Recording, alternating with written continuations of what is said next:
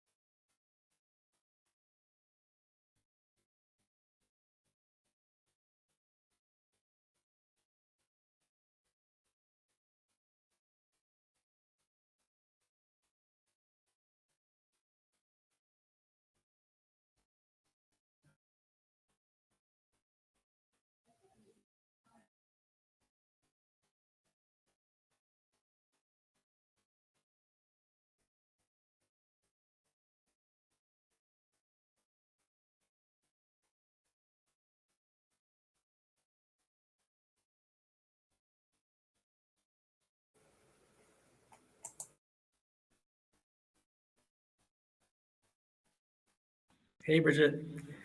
Oh, hey, Jeremy. I know Connell's there too, and Elena. Hello.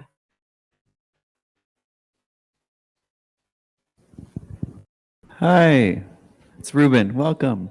Hey, Ruben. How are you? Hey. Good. Sounds like you're having a great conference. Yeah, it's been So amazing. jealous to not be there with you all. Same. Yeah, you should be. Hi, Elena.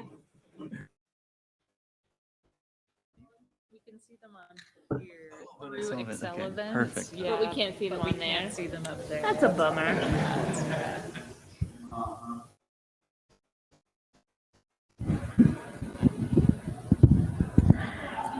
Hi, virtual presenters. If you could mute yourselves until it's time to talk. Not that we don't enjoy your banter. Thank you.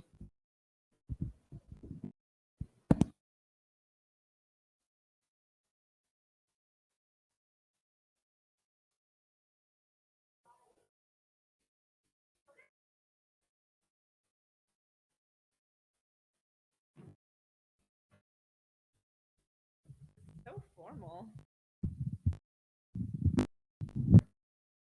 I'm not going to stand because that's slightly ridiculous. Is it okay if I stand down on the floor?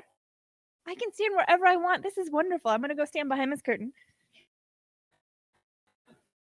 Just kidding. Okay, well, welcome. Thank you so much for joining us. This is a division director session for the Tribal Intergovernmental and Policy Division at EPA Region 9. I am Laura Ebbert. I am the director of the Tribal Intergovernmental and Policy Division at EPA Region 9. I'm based in San Francisco. My pronouns are she, her. I am a daughter of the Muskogee Nation. I am a citizen of the Muskogee Nation of Oklahoma, and I am very proud to work for EPA. I've worked for EPA for 15 years, and I've been working on issues in Indian country for 22 years. I'm very pleased to have been a GAP grantee as part of my first job out of college. I was a GAP grantee working for the Tahoe Nation. So I'm so proud to work with this division, and you're going to get to meet some of our fantastic management team. You may have also met some of our fantastic staff. I'd like them to wave their hands around because they comprise about half of the people in this session. Thank you for joining me. Okay, hold on. This is our mission statement for our division. Our division was formed during the regional realignment in the last administration, and it gathered up some community-based and community-focused programs from around the region and put them together in one home. We developed a mission statement that we are very proud of. The Tribal Intergovernmental and Policy Division advances environmental justice and improves the quality of human health and the environment for Region 9 communities and areas impacted by federal actions. We provide specific focus for the entire region on a number of very unique geographic-based communities across our regional portfolio. And it's interesting to see what they are and think about how they are different and how they have things in common. We are responsible for the region and the agency's administration of programs at over half of all Indian country in the United States through our support of 148 federally recognized tribal governments in the region, shown on the left-hand side. We also work with Pacific territories. I'm sorry, I'm going to call them Pacific Islands. Let me correct myself, which include Guam, American Samoa, and the Northern Mariana Islands, as well as the freely associated states, which are foreign countries, but to whom we provide assistance in administration of their environmental programs. We also work with communities on both sides of the US-Mexico border in Arizona, Sonora, and California, Baja California. This is our organizational chart. This is a little nerdy. Programs that I just described have a home in the TIP division, and you are about to meet the managers of each of our programs. I'm so pleased that they're here with me virtually or in person today to talk more about the work that we do.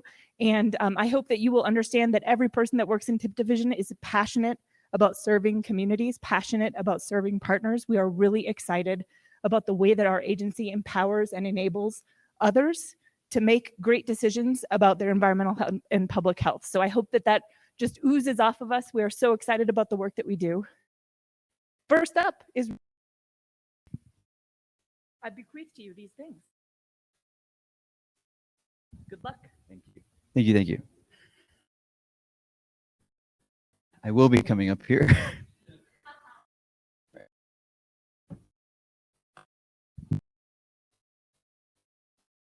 What is this? Oh, okay. Oh, I got a little, okay, nice. Okay. Hello, everyone. Nice to see a lot of familiar faces. So my name is Ruben Mojica Hernandez, and I am the Tribal Branch Manager. So now have been in the position for about 1.5 years. When I first started EPA, I actually started right after Peace Corps, where I served for 2 years in Nicaragua as an environmental science teacher. And then I was very fortunate to land this job as a GAP project officer. So that was my first journey into the EPA world, where I got to work with tribes in Northern California. And I did serve as an RTOC coordinator for 2 years, and also a conference coordinator for 3 years. So I got to work with San Pasqual. So I can definitely attest to all the beautiful things that was said about John Flores and his team. And so I went into the work with the EJ program with Alan Baycock. So he and I basically kind of took the program and ran with it together. And so then eventually, now he and I both are now in the tribal branch, back in the tribal branch. And it's been my pleasure to be in this role, back in this new capacity. So our folks, as you can see, there's a big team of us. It's 17, including myself. All of these people up here that you see are very dedicated to the work. They're very passionate about the work. They really do care about what our goals in the tribal branch. And it's definitely been, they each inspire me every day. And when I worked with them alongside as a GET project officer, and now having the privilege to work with them in a different role and supporting them to support you. So I'm just going to give you a little bit of background on the tribal branch and how we keep busy. I'm going to cover some various ways that we engage with tribes in Region 9, an overview on the GAP program that we administer, and then we'll do some, and that'll be all. And excuse me, also wanted to touch on the Working Effectively Tribal Governments trainings that we've been doing. And yeah, so we can just go ahead and just jump right in. Okay. All right, so that's just a quick overview of what I was mentioning of what I will be covering. So first is our engagement with tribes. So one of the ways is definitely the annual that we engage with tribes in Region 9 is with the annual conference, which we're all here for. And so we have Janet Sasek, who is our conference coordinator for this year and next year. And so this is an opportunity for us to network, to engage with each other. Very happy to be back in person after 2 years of going virtual. Not ideal, but definitely it's nice to be able to actually interact with each other and have these conversations in person, because while it was lovely that we were still able to do it in a virtual world, it's definitely not the same. It's very much more impactful to hear the passion and see it in person. So that's one of the ways that we definitely engage with tribes. And then there's also the quarterly regional tribal operations committee, the RTOC meetings. And so we meet everyone in Region 9 is considered a member of the RTOC, all tribes. And so this is happens quarterly. I believe most of you probably have attended, or if you're new. It's just it's co-chaired by an EPA representative as well as a tribal representative. The RTOC reviews and makes recommendations on the development of regional strategies for all Indian program activities. It's an opportunity for us to engage with each other, how to get feedback on what we can do to improve our services and how we serve tribes in Region 9. We also have our quarterly newsletter. There is a sign-up sheet outside, so if you're not receiving those, please sign up and we'll make sure that you're in there. We're also constantly looking for feedback on how to improve on it, what the content should be. We've received some great feedback during the conference already about adding more resources, more opportunities for funding. So we're always wanting to know how to improve that, because it's a new channel that we've developed as of like 2 years ago now to get important information out to tribes. And then the other one is also consultation. The implementation of EPA's consultation policy remains a top priority for the agency. So through us, we strive to learn from its past consultation sessions and ongoing, because we know that there's always room for improvement. It's never perfect, and there's always room to grow and evolve as time goes on. And yeah, our tribal branch is committed to supporting the agency's consultation efforts and ensuring that the policy is implemented and tribes are informed on all matters related to consultation. In our branch, we have a tribal consultation advisor, is J.R. Herbst, or John, and then also accompanied by that support is Destiny Cooper. And then I myself will be stepping into the role as the RTOC consultation work group lead on the EPA side.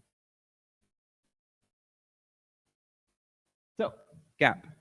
So the General Assistance Program, it's a program that we administer to assist tribes and intertribal consortia in developing the capacity to manage their own environmental protection programs and to develop and implement solid and hazardous waste programs.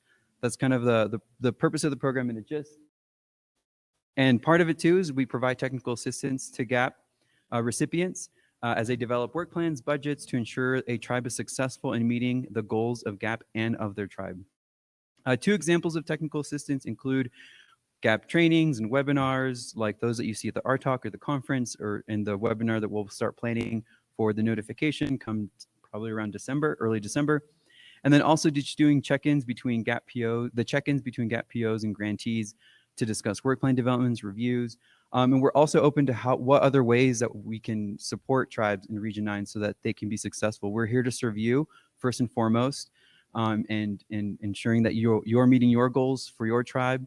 And so we're always open to feedback. I'm always open to feedback. So I encourage everyone to always feel free, like they can email me, reach out, not just about how to improve the program, but just, if there's occurring, I'm always wanting to hear about it. I never approach a situation with I always approach how can we improve? What can we do better? What can I do better? And then just kind of go from there.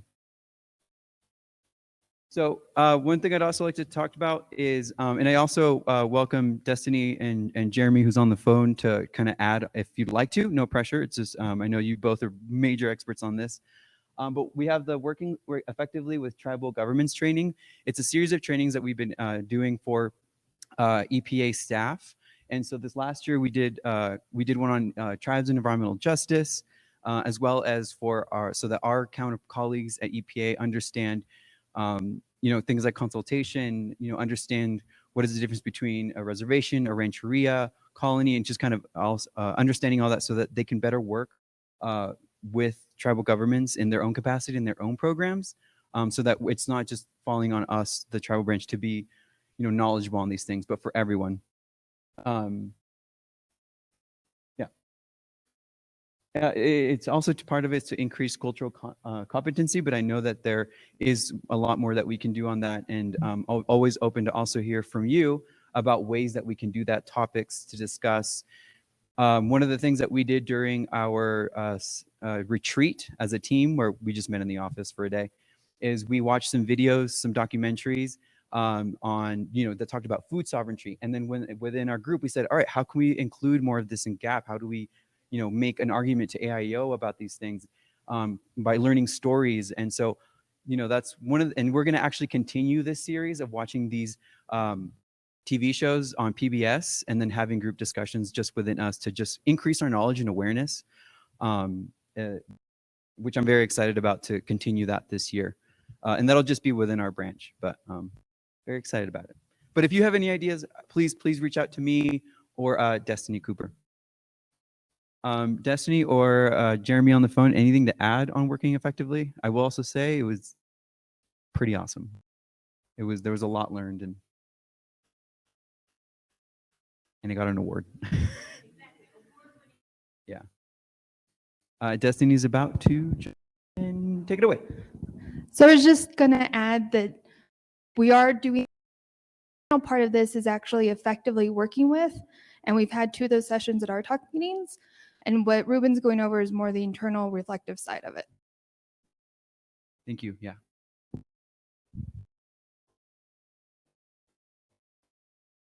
Okay. I believe that is my time on Tribal Branch. Is there any? Are we taking questions now? But I take questions afterwards. Okay, sounds good. Hold that question and I will answer it soon. Thank you. Fantastic. Next up is our environmental justice program. Oh, holy cow, Bridget. Bridget, can you help me cover these slides? Our deputy director, not my deputy director. I do not own her. The TIP division deputy director, Bridget Coyle, is on the line. Hello. And, are you the person who's going to present these slides? Morgan was Nope. going to. All right. Morgan was there, right? Oh, Morgan's going to. Morgan, Yeah. perfect. Are you? Nope. Never mind. All right, excellent. So, let's ad lib together. Hi. Okay, so we are very proud to have a growing environmental justice program here at EPA Region 9. For a very long time, we had 2 staff people who supported this important work for the entire region. We now have 11 positions to support this work for the region. And thanks to the Inflation Reduction Act and the Bipartisan Infrastructure Law, we expect to have more staff coming for this important work. Environmental justice is about the way that we seek to support, promote, and advance the interests of historically disenfranchised and marginalized communities in the region, people who suffer from disproportionate impacts, and make sure that they receive fair treatment and the opportunity to engage meaningfully with this agency and with other agencies on matters that affect them. Our environmental justice program is in early stages. We're still in the process of figuring out who we are and what it is that we're going to be busy with. We're currently deeply investing in some very impactful issues. For example, we have a environmental justice coordinator who is going to be based in Honolulu, Hawaii, to focus on working with Indigenous Hawaiian communities and other environmental communities with environmental justice concerns in Hawaii. One of the most poignant issues in Hawaii right now is the Red Hill bulk fuel storage facility on the island of Oahu that has affected the groundwater and water resources for many Hawaiians. So we're very excited to have folks both focusing on very specific issues as well as general environmental justice capacity building issues for our agency internally and for the communities that we serve. This is our EJ team. A couple of members of our EJ team are sitting down here. And Morgan, I would invite you to save me if you have anything else to add about EJ, because I did a terrible job of preparing for this presentation. Thank you. Look at me taking it serious. Please. Thank you, Laura. Hi, everyone. It's so great to see you. My name is Morgan Gapia, and I'm one of our environmental justice coordinators, as Laura mentioned. And I just wanted to note some of the really important work that we do as a program. We're just generally committed to community work at the very core of who we are. Community voices are what we really value, and we seek out to better understand community perspectives and ensure that we're acting on those perspectives and those priorities wherever we have the capacity to do that. And so That's kind of what we view as the thread of our work that holds everything all together and enables us to proceed with the different kinds of programmatic work that we do. And just to highlight some of the ways that manifests within our program, as I mentioned, community engagement is really at the forefront. And so one of the biggest ways that we engage with communities is through our EJ Grants program, which you've probably heard a little bit about during this conference. We're in the process of gaining more incredibly unprecedented resources for our EJ Grants program. And as we're doing that, we're really thinking hard about how we can better improve our program to make sure that the resources that we get are going out to the communities that need it most. And you may have heard, if some of you attended the session that we had yesterday, focused on EJ Grants, talking about this new Thriving Communities Technical Assistance Center program that we're developing that's really intended to help provide capacity building and essential resources that communities need to be able to access federal funding, in addition to supporting general capacity development to really undertake EJ initiatives, recognizing that community-based organizations have not historically had that opportunity. So really trying to provide resources to develop that ability from the ground up. We're also in the process of making some major changes to our other traditional EJ Grants program, our EJ Small Grants. We're going to be switching to a sub-award model so that we can hopefully make those fundings more accessible to communities who don't have as much experience applying for federal funding. We're also going to be boosting our funding for our EJ Collaborative Problem-Solving Cooperative Agreements and our State Environmental Justice Cooperative Agreements, in addition to extending the project periods, which we're really excited about. We also got a new authority to support implementation activities. In the past, our eligible activities for EJ Grants were kind of focused on outreach, education, research, community science, and really had a limitation in terms of going out and implementing, which of course we know communities are all about action. And so we're excited to be able to expand those authorities to support implementation for things like construction and mitigation projects. Another big thing that we do is we host a monthly community check-in where we, as an EJ program, just make ourselves available once a month. It's the fourth Tuesday of every month from 6 to 7 p.m. Actually, this month we rescheduled because of the tribal conference. So our monthly check-in is actually happening next Tuesday from 6 to 7 p.m. And that's just an opportunity for anybody in Region 9 to call in and get in touch with a member of the EJ program if they want to share a concern with us or discuss work that they have going on, connect with other community members, or just meet us and hear updates from us if that's what's of interest. We really try and really structure that check-in in whatever fashion the participants are interested in hosting it. So sometimes folks come in and they'd like to chat with us. Other times they'd like to hear updates. So we really just try and adjust based off of what people are most interested in, because we definitely don't want to be operating under the assumption that everybody wants to hear us talking all the time. In fact, we learn most when we're hearing directly from communities. And we also meetings. Some of us participate in EJ task force meetings and other sorts of community engagements. And every time we're in those meetings, we're trying to listen and learn and put that perspective into action wherever we can as EJ coordinators. So those are kind of the main items we work on in terms of direct community work. But the other main roles we play as an EJ program are providing assistance to our colleagues at EPA and others outside of EPA, other federal agencies, state agencies, local agencies, on developing capacity to do EJ work. So providing trainings and assisting with important EJ tools such as EJ Screen and helping with EJ analyses. And again, every time we're in that advising capacity, we're trying to use what we're hearing from communities to inform the guidance that we're providing.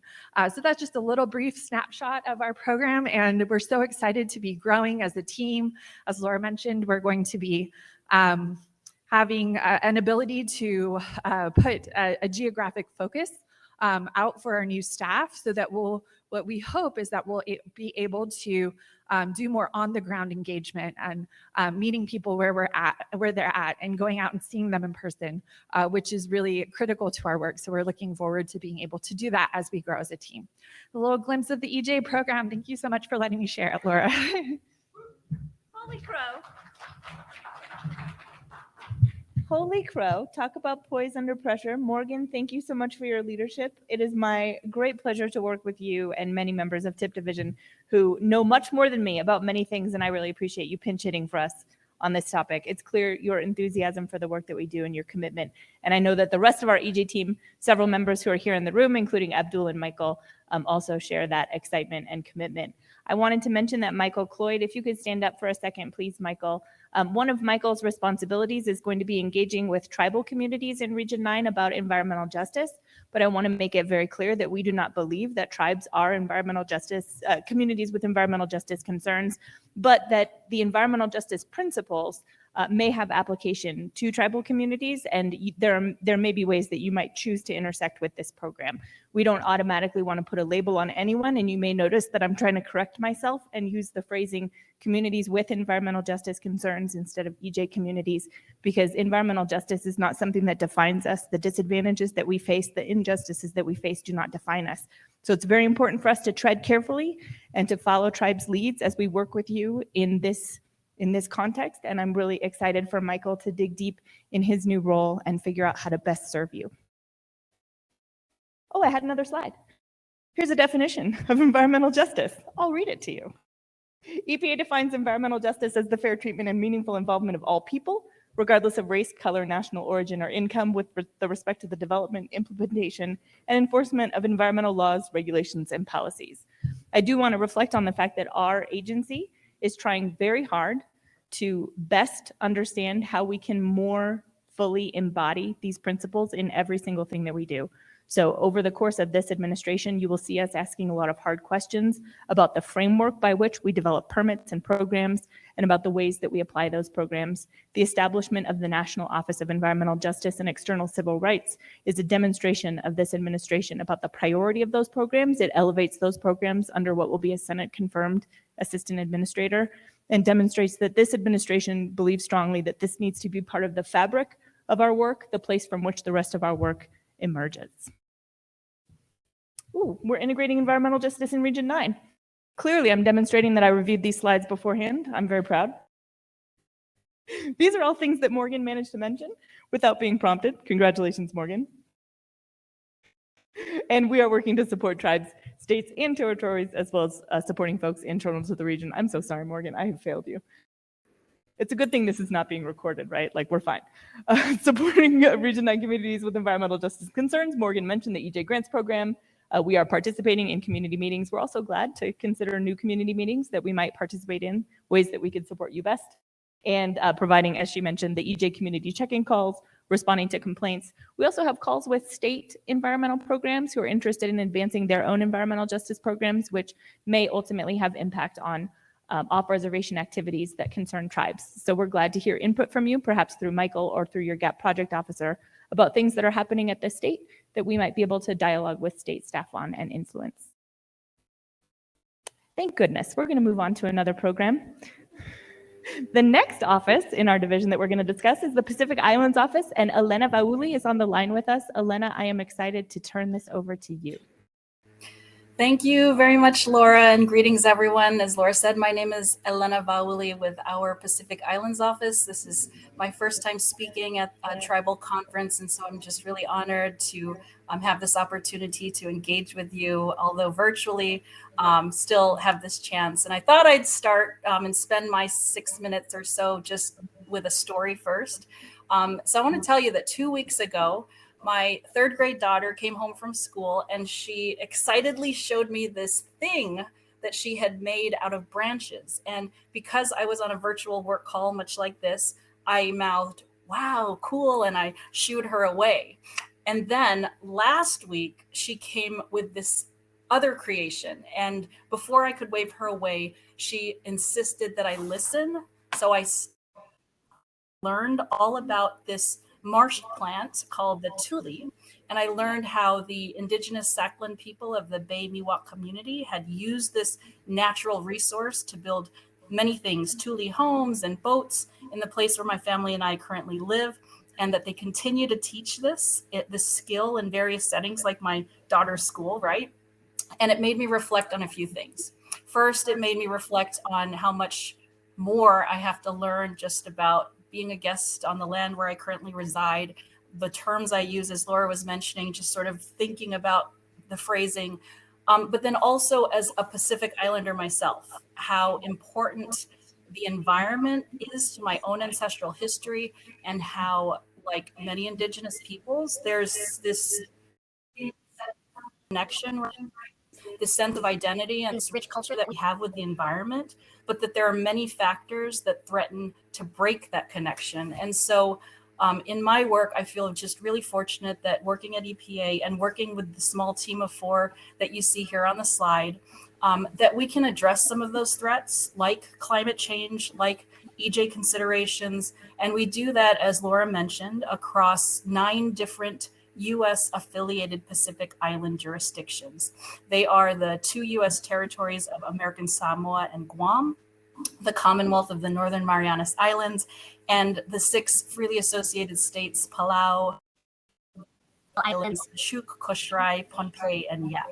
And the map you see on the slide there, they may look like tiny dots, right? You see them circled in yellow.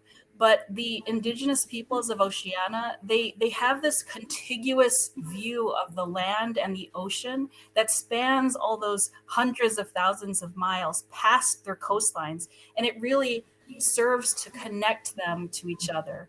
And so if there's one thing that I want you to remember from all the words that I say today, is that our Pacific Islands team, we really view ourselves as helpers, right? We help shrink that vast distance between the US mainland and the islands. We help our Pacific Island partners to protect their health and the environment. And then we help our own EPA colleagues in the region and across our agency to do things like understand how to work with them. And so we have program managers, you see them on the slide here, for American Samoa, Guam, and the NMI. And we also have a circuit rider engineer who provides that boots on the ground technical assistance directly to the FAS, the Freely Associated States. Next slide. And so another way that we help is by bringing attention and resources to meet the very unique needs of the Pacific Islands. And I want to use time as an example. So we know that distance is a given, right? It's a challenge. But what's less obvious is that time can be a literal showstopper because there's so many different time zones that we have to work through. And the table on this slide here, it's our typical meeting agenda. And whenever we plan anything, meetings, conferences, phone calls, something as simple as time, we have to consider very deeply because we work across 8 different time zones. And so the chart really helps us to remain considerate of the times when we hold meetings, but also to keep our information as local to our partners as possible. As far as population, the Pacific Islands, we know they're very small in number, 50 to 100 per territory, but we treat states when it comes to grants. And we have to do where they all the same things that states do when it comes to grants, which presents unique challenges. But in comparisons to states, they have also low incomes, high poverty rates, and many of the communities face being underserved and under-resourced. And they're also on the front lines of climate change. They're on the front lines of extreme weather event impacts. The other image here on the slide is just illustrating hurricane activity across the globe, right? And that red intense coloring there, that hovers over the Western Pacific, which covers many of our US API areas. And that's called Typhoon Alley. And that's because it's the busiest place for tropical cyclones on Earth, just to kind of give perspective. Next slide. I'm just going to end very quickly talking about what we do and where we're going. As again, what we do is that we help. We help bridge that between time, and we do that by providing technical assistance, grants, and capacity building. We serve as liaisons and constant advocates. Next slide. Here's some examples of types of areas we cover and the types of assistance we provide. A really big focus right now, as you may know, is also on infrastructure related projects as it relates to drinking and wastewater and site cleanups. And my final slide, I'll just end by saying that we're going to continue to help, right? We're going to continue to stay connected now through virtual, but also in-person meetings, on-site visits. And really, I think we're just going to keep trying to listen, trying to understand, and then also just collectively work together to ensure that all of those important connections that I talked about that Pacific Islanders have with their environment, that endures. So thank you so much for your time. And I believe I'll turn it back to Laura. Elena, thank you so much for participating with us today, and thank you for your leadership. I really value the contributions you provide and the ways that you've helped me understand how our challenges in the territories can provide learning experiences and opportunities for us to leverage successes in our tribal work. Next up, we have the Environmental Review Branch, and Ms. Connell Dunning is on the line with us to provide us with an overview of this important part of our division. Connell? Great, thank you. Can you hear me? Yes, ma'am. Yeah, it is really, really wonderful to be here today. Thank you so much for spending your time learning about what we do in the branch. I'm starting our slide with these amazing, smiling, happy faces. We took this picture when we had just work and people were lifting up their dogs, their vitamins. I think I'm holding some tea.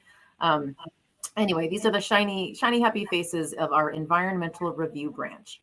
And we work to reduce environmental impacts from major federal actions through the National Environmental Policy Act review and interagency coordination. So go ahead, we'll go to the next slide. A little bit about the National Environmental Policy Act. It is really the nation's environmental policy. We are kind of the policy part of the Tribal Intergovernmental and Policy Division. And if you think back to the slide that showed the geographic areas that we focus on along the border, the tribes, the Pacific Islands, and then you heard about EJ, the really great part about the work that we do is you can think about it as kind of a net. It includes all of those things because those major federal actions can occur anywhere. They can occur on federal land, which is why we have about 25% of the nation's National Environmental Policy Act reviews. They can occur if there's a federal approval. So any access to an interstate system. It could be a permit. The take of endangered species. So those things are the federal nexus that leads a federal agency to prepare an environmental impact statement or an environmental assessment.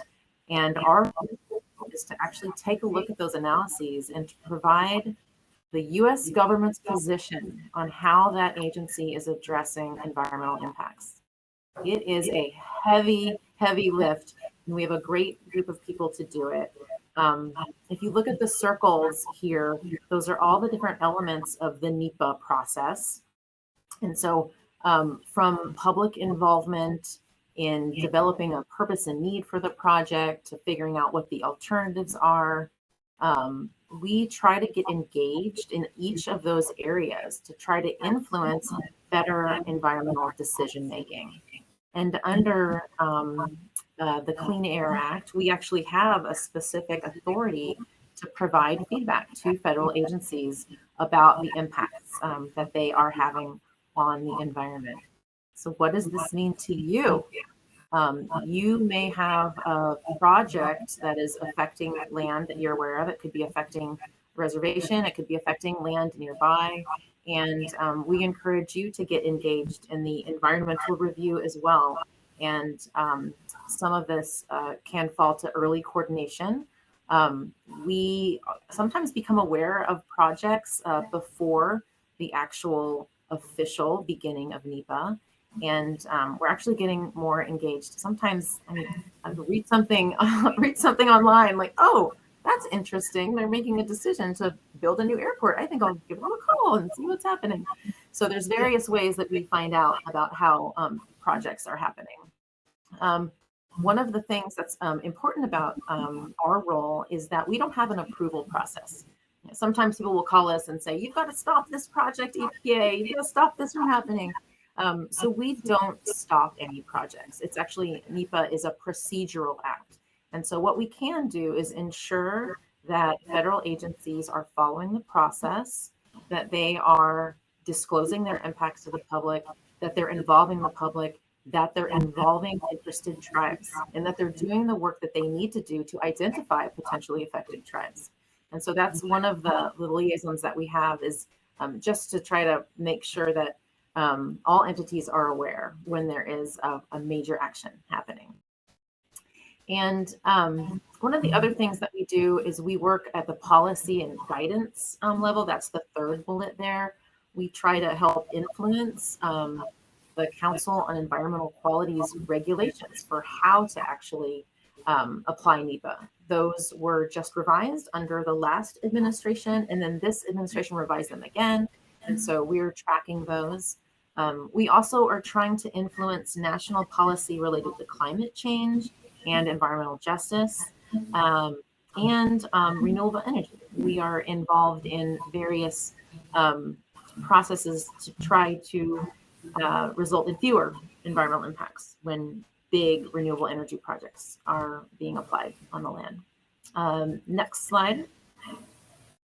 We are separated into these 5 different sectors. I won't go too far into them, but I wanted you to just understand the breadth of work that we are able to see in our group. We have a mining team that looks at and analyzes big copper mines, big gold mines, and rare and critical minerals that are needed. Mining is going to be in the news a lot to try to meet the nation's demand for those minerals that are needed for electrification. That's actually a picture of State Route 37 here in the North Bay. That's a sea level rise. That is a storm surge taking over the highway. So those are important projects for us to be a part of. We look at airports, high-speed rail, ferries, transit, any projects dealing with transportation that have a federal nexus or federal funding. And then that next, moving around, backwards circle there, the natural resources. You think about that team as reviewing the food that we eat. So that's a salmon restoration project that we were part of. That's a nice picture there. Or the places that you go. So forest lands and wildfire prevention. Those are projects that we would review. Reservoirs, where we get our water. The energy team, the little solar array there. He'd mentioned we review projects dealing with solar, wind, hydro, geothermal transmission. Our energy team has actually reviewed over 100 or 150 different renewable energy projects or energy projects over the past 15 years. That's a lot. Very busy.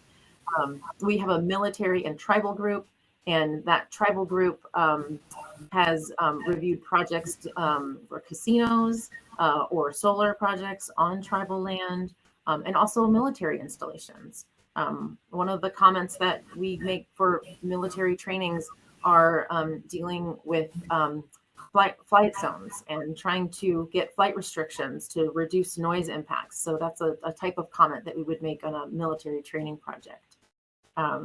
And military, again, I mentioned military, so that are things like military installations or big training projects. So next slide, next and final slide. This is just an image to share. If you've heard about it in the news, it is high possibility it has come to us for review. And so these are some just screenshots of electronic media, plus one newspaper projects that come through our office that we have an opportunity to help influence. With that, I will turn it over, but I will share that we are available to answer questions that you have if you want to better understand EPA's role in environmental review, or if you want to have a better understanding of any ways that you can influence federal projects separately through your own commenting. So I'll turn it back to you, Laura.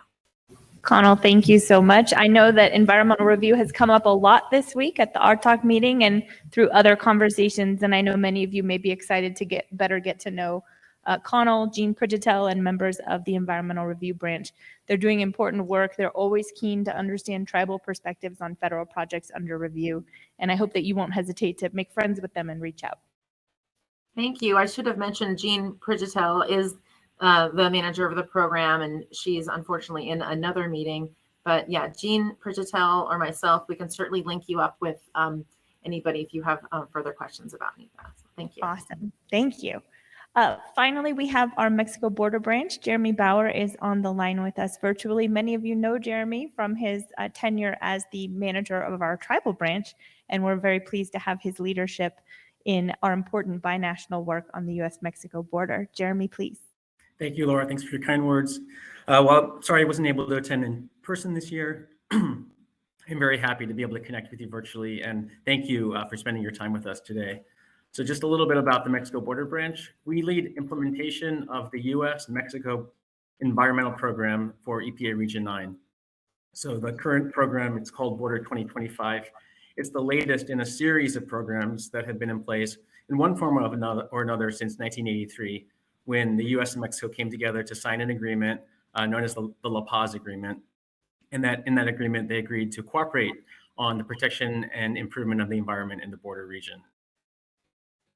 So for purposes of Border 2025, the border region is considered 100 kilometers north and south of the border. And in Region 9, we focus on activities in the border region of California, Baja California, Arizona, and Sonora. And Region 6 covers the rest of the border. So the photos in the bottom you see, I'm pictured on the left, of course. I manage the Mexico Border Branch out of our San Diego office, and I'll also oversee operations of that office in San Diego. Also on the team, Lorena Lopez Powers. She coordinates activities in Arizona and Sonora, and also serves as the project officer for a cooperative agreement we have with the North American Development Bank. Emily Pimentel, who I believe is in the room with you, coordinates activities for California and Baja California, and also serves as our program liaison to tribes and co-chairs the relatively new Border RTalk work group, along with her co-chair, Camila Perez, the pesticide director for Fort Yuma Quechan tribe.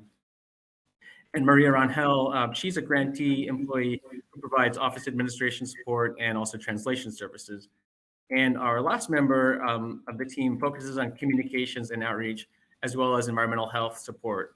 She recently took a new role with our region's environmental justice program. So we are actively recruiting for that role and hope to fill it later this quarter. So moving to the next slide on our mission statement, you'll see here that we highlight working binationally, and also in that language, you see there's a focus on addressing disproportionate impacts in vulnerable communities, both tenets of environmental justice. Just to call out a couple of items from the photo that may be of interest, you'll see Tijuana on the bottom and left side. And on the left, you'll see the Tijuana River Channel, which crosses the border into the Tijuana River Valley on the US side towards Imperial Beach, California. And all the way to the right, you see many lanes of traffic waiting to cross the port of entry and the neighborhoods of San Isidro just north of the port of entry. That picture, I like to include it because it helps convey that impacts are binational. We share watersheds and airsheds. Those don't stop at the border. And while there is a border, the region, though, is like many regions along the border, is very integrated. It's one integrated region. And we have a long history of working together collaboratively to address environmental and public health challenges along the border. Next slide, framework. I mentioned that Border 2025 is the latest in a series of border programs. Each program is time-bound and establishes goals and specific objectives under those goals. The current program, we have 4 main goal areas covering air quality, water quality, waste, including sustainable materials management, and emergency response and preparedness. The framework also talks about some guiding principles to help us to meet those goals. Things like environmental justice through meaningful involvement, through a bottom-up approach and engagement, prioritizing environmental equity and addressing disproportionate impacts, and also considerations of climate in the development and deploying of climate-friendly strategies and solutions, and also a new focus on issues impacting sovereign tribal nations and indigenous peoples, and recognition that the issues affecting tribes must be addressed. among many other guiding principles in that document. The next slide's on some projects, just to share a handful of recent projects we funded under the program. Under Goal 1, improving air quality, we're supporting a project to build an air and health surveillance system in the Mexicali Imperial area. This project analyzes air quality data with population and health data, all in a GIS platform to help guide the development of public health, a public health outreach campaign.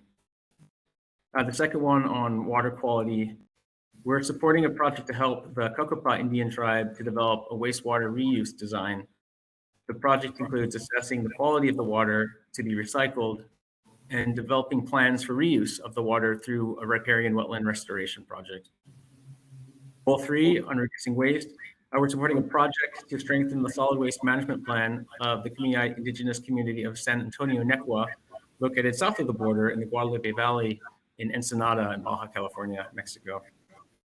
That plan will advance efforts to establish an integrated solid waste management center with a 250-person community there. And then under Goal 4, strengthening emergency preparedness and response, we're supporting a border-wide study to evaluate existing joint contingency planning for the 15 sister city pairs along the border. And that project is also supporting the completion of 4 nationwide drills at 4 different sister cities to help test participants' ability to make timely contact with cross-border counterparts. And then one more project I want to mention that's not shown, but I wanted to highlight. In September, we came together with our partners to launch an inaugural Climate Justice Youth Forum. We convened it, we brought together 11 youth from both sides of the border in the Mexicali and Imperial region to help develop their leadership skills, share knowledge on climate change and environmental justice, and also to create an opportunity to network with community leaders and professionals. And we hope to plan similar events in the coming year. Next slide on collaboration. I mentioned that Border 2025 is a program that relies on collaboration to accomplish its goals. And one of the ways it does it is by gathering local input and community input to inform how we manage the program. So 5 of the key areas here, we are a binational convener. We create space at regular task force meetings where interested parties or the public can share concerns, collaborate, or hear about opportunities to contribute. We also deliver presentations ourselves or hold space for others to present. So that can include project updates, information on grant opportunities, or training events, among other opportunities. We also serve as a way, a community contact, a way for answering questions when questions come up from the public, and to provide either technical assistance directly or connecting those who ask questions with the right colleague or partner at our sister agencies. And then on the prior slide, I shared a handful of examples of projects funded by the program. Generally, every couple of years, we offer a request for proposals and award grants. And those border funds are special because we coordinate with the North American Development Bank to do this. And our grant flexibilities allow us to fund programs and projects on both sides of the border. How can you know when we'll be convening a meeting? We invite you to stay connected via our listserv, and I'll put it in the chat when I finish presenting. But through our listserv, we share federal grant opportunities, information on meetings, webinars, trainings, health resources, and we make sure that our communications are in English and Spanish to be accessible to communities. And I believe that is my last slide.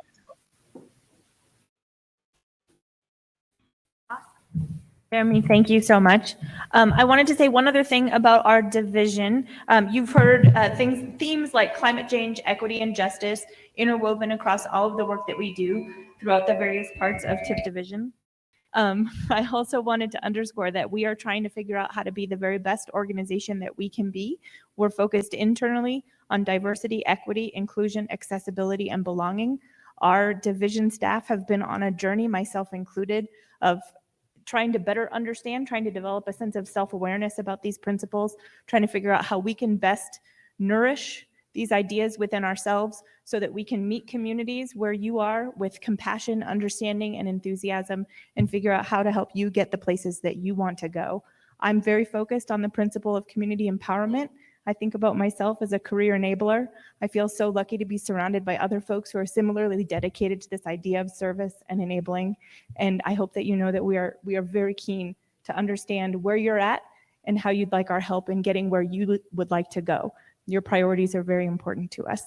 On the line, you heard her speak up very briefly, is our Deputy Director, Bridget Coyle. Working with Bridget is one of the great joys of my career. Bridget, do you have any closing thoughts before we take questions? Oh my gosh, just that I wish that I was there with all of you. This is my first tribal conference I haven't attended in 7 years. So I miss you. I send you all my love. And I know that you've been having an extraordinary experience. To my team, I adore you all in the room and everyone that's watching. And to the managers, as you can see, we have the most amazing team, Miss Laura at the front as well. And there's no greater gift in my life than to be a part of this amazing organization and to be working with all of you. So I wish I could have been there to say this in person. We're very lucky. We're glad to answer any questions that you have or hear feedback. Cliff, you never fail to have a high quality question or comment, and I am eager to hear it. I have 3 questions. He's got a few questions, folks. 3. Take a note. For Kano, for the environmental review, God. EPA's ordering me around. Front and center, sir. On environmental review, go. So projects not near tribal trust land, but are used by tribal people for historic use. For instance, surface water areas that were, like between 2 camps and used historically for purposes of Native American people. Do they review projects like that? Comment on projects like that? The answer is yes, but I'd love to have Connell elaborate. Go for Connell. Yes, thank you.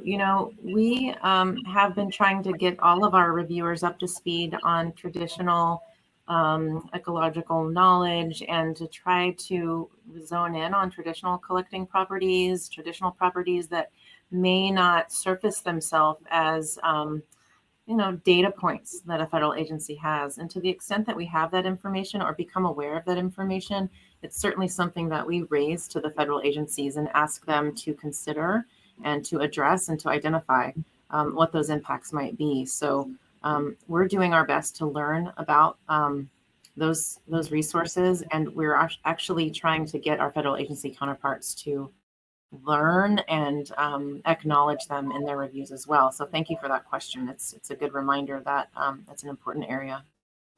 I wanted to underscore, Cliff, to the extent that there are projects under federal review that tribes might be concerned about, I would not want tribal communities to assume that we have figured out that those are cultural properties of importance. But I also want to underscore, as we say when we talk about traditional ecological knowledge and cultural beneficial uses, that information is not for us to own, but we are glad to understand comments that the tribe might be filing about a project so that we can consider ways that we might be able to amplify some of those messages in our right role in NEPA environmental review. So if there's a project under federal review, if there is an environmental impact statement that is in the process of being developed, if you want to notice it to us and let us know that you have an interest, we are very glad. The folks that work with and for Connell and Jean are intensely curious. They love learning and knowing things, and so we'd be glad to know and better understand. Okay, thank you. Are you, and same thing for environmental review, are you involved in the state permitting process at all? What kind of oh, go ahead. I just wastewater reviews, something like that, permitting. My quick answer is if it has a federal nexus or a federal approval, if there's federal dollars, then there is that NEPA component. And so that might be an element of a bigger project that we are reviewing, but just most of the state practices and the state actions don't trigger NEPA in and of themselves. So it's not really a cut and dry answer. It depends on which we first identify if there's a federal nexus and if there's a federal approval. And so we might be. So if there's a particular process you have a question about, we can certainly answer it quickly if we know there's a federal involvement. Thank you. The next question is for EJ. It was said that they're involved with the state EJ activities. They communicate with whoever. Do you discuss legislation that may have environmental justice concerns, such as fast tracking of state permitting processes, or that tribes not included in state environmental committees or commissions that were formed due to legislation? Do you guys discuss these things with them? No. So the engagement that we've had with the state has been more about capacity building and support of the development of state programs in the environmental justice area. To the extent that states invited us to provide our feedback about specific things that the state were considering, I certainly think that we would make efforts to provide them with that kind of information. But the kinds of things that you've mentioned, I haven't necessarily seen myself. I'm going to pause and see if any member of my team might identify that they've had a nexus with one of those types of issues. But I have one more thing to say, although my attorney left the room, so that's terrible or great. Anyone have any other thoughts? Okay, so the other thing that I wanted to mention is that Title VI provides opportunity for communities or individuals to raise concerns about discriminatory practices or procedures that might be affected by entities, organizations that receive federal funding. So if state programs are inappropriately noticing changes to their programs and avoiding intersection or opportunities for communities to provide input, et cetera, there might be the opportunity to explore whether Title VI provides an avenue to address those concerns. Morgan, help me out. Can you toss Morgan the mic? Jeanette. Oh. Thank you. I was just going to add quickly onto that, Cliff. If there's a specific issue that you're facing that you'd like to talk with us about, we'd be happy to chat through that to see if there is a role that we can play, because another way that our program can support EJ issues is by leveraging our relationships that we do have with state agencies. So if we haven't engaged on that particular topic, that doesn't mean we can't get involved. So it's something we can definitely look into. Thank you for adding that, Morgan. Just to draw a big line under that, I want to underscore there are many things that are not our job, but we're certainly eager to figure out whether there are things that we can do to help. So while it may seem really clear, like, oh, that's not an EPA thing, please feel free to ask us, because we are a bunch of eager tryhards who would sure love to help you. Sally, hi. Hi, yeah, Sally Manning, Big Pine Paiute Tribe of the Owens Valley Environmental Director. And I don't think I need an answer right now, but I was, look at your definition of environmental justice. It includes meaningful involvement, for example, of tribes. And, in GAP, we're having to put down what our objectives are and what our task is. But I think if you think of this in what that means for outcomes for tribes, to have a presentation someday on what that would mean, or maybe have tribes help you develop what that means, would be something to think about. Sally, that really blows my mind. I would Turning love it back to on you. explore that. The gentleman sitting next to you, Mr. Alan Baycock, was part of our environmental justice team and is now a member of our tribal team. And I would certainly love to talk more about this with him and with our tribal team. And as you recommend, perhaps there's some space for us to come back and talk together with tribes, Ruben, about how we can better intersect these principles across the programs. I do not ever want to create the appearance for tribes that we think that environmental justice is a way that we might define you, but I really appreciate that there are some concepts that we can borrow and some analysis that we can leverage, and certainly some money that we can tap into in those programs. And Sally, I love the way that you drew those things together. Thank you.